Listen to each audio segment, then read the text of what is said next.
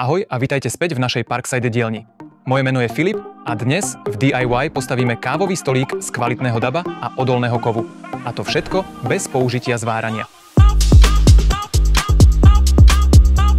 Ako vždy nájdeš rozmery, materiály a nástroje, ktoré budeš potrebovať na tento projekt dolu v stavebnom návode. Začneme tým, že naše štvorhranné rúrky upravíme na správnu veľkosť a na to použijeme pásovú pílu na kov.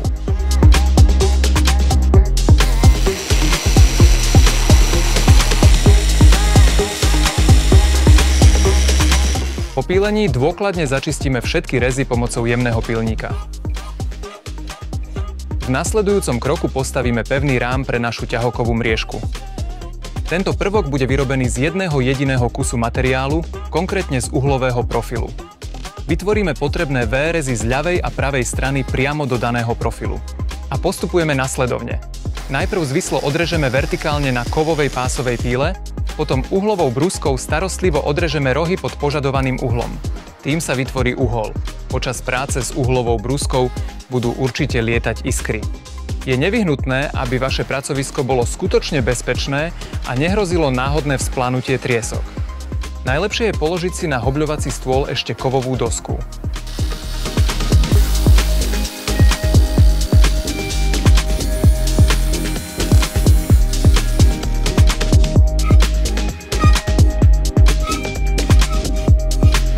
Na to, aby sme následne vytvorili tento rám, je potrebné ešte ohnúť uhlový profil. Vezmeme si jeden kúsok z nášho kantového potrubia a veľmi opatrne ho priložíme vo vnútri na rezaný uholník presne na ten najhlbší bod, ktorý je umiestnený v našom výreze. Následne to upevníš do svojho zveráka tak, aby tvoj kovový uholník hore ešte stále mierne vyčnieval. Ak všetko sedí, môžeš sa zamerať na najdlhšiu páku a veľmi jemne ohnúť svoj uhlový profil.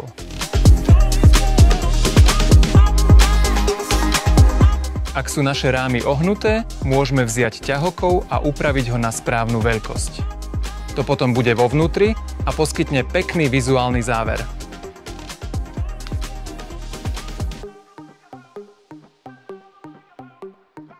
Teraz som pripravil ohýbací stroj, aby som presne označil moju reznú hranu. V ďalšom kroku môžeme vystrihnúť ťahokovovú mriežku. Ďalej zostavíme bočnú časť konštrukcie. Na to vezmeme náš uhlový profil a priskrutkujeme ho pevne k dvom hranatým rúram. Na tento účel potrebujeme otvory, ktoré precízne vyvrtáme stolnou vrtačkou. Aby sa otvory na oboch dieloch presne zhodovali, starostlivo si ich označím a meriam vzdialenosť od hornej hrany smerom nadol.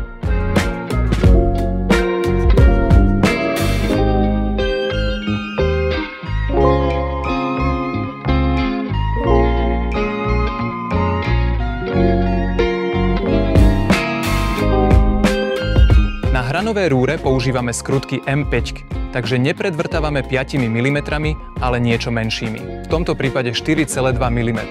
Potom môžeme následne závid narezať. A nezabudnite pri vrtaní ocele vždy pridať trochu vrtacieho a rezného oleja.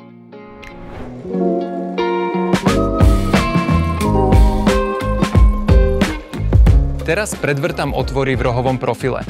Na to som si to zafixoval na zvyškovom dreve a vzal som si aj o niečo väčší vrták, aby sme mohli neskôr túto bočnú časť trochu nastaviť.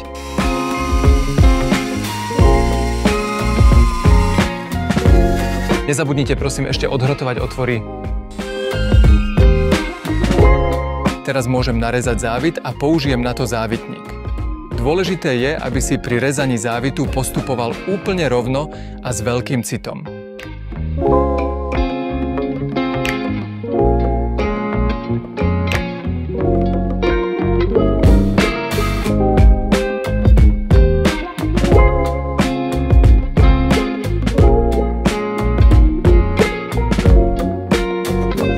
Obe bočné časti sú teraz hotové.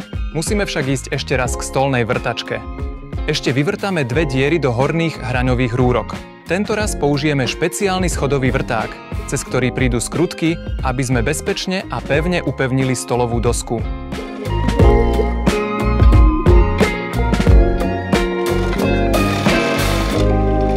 Tým sú všetky kovové časti spracované. Teraz môžeme zatlcť spojovacie časti a nohy.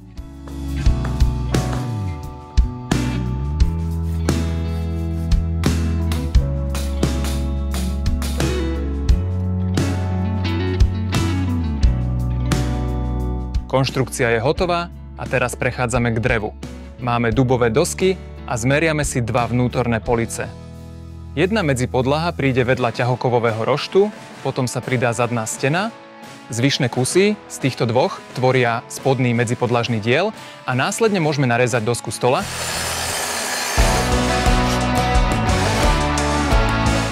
Dôležité je uvedomiť si, že oceľ v prostredí so zvýšenou vlhkosťou môže reagovať strieslovinou v dreve duba. Preto som na kontaktné miesta na konštrukcii nastriekal číry ochranný lak.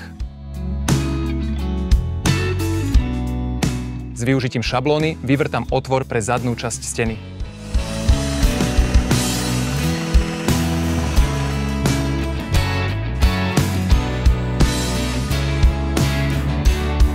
Keď sme priskrutkovali strednú poličku aj zadnú stenu, môžeme sa pustiť do dosky.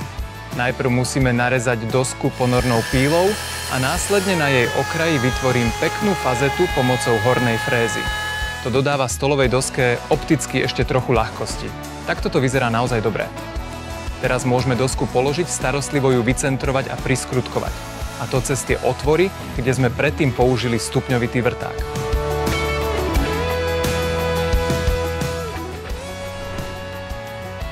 Takže myslím si, že je to naozaj vydarený projekt. Teraz si idem spraviť kávu.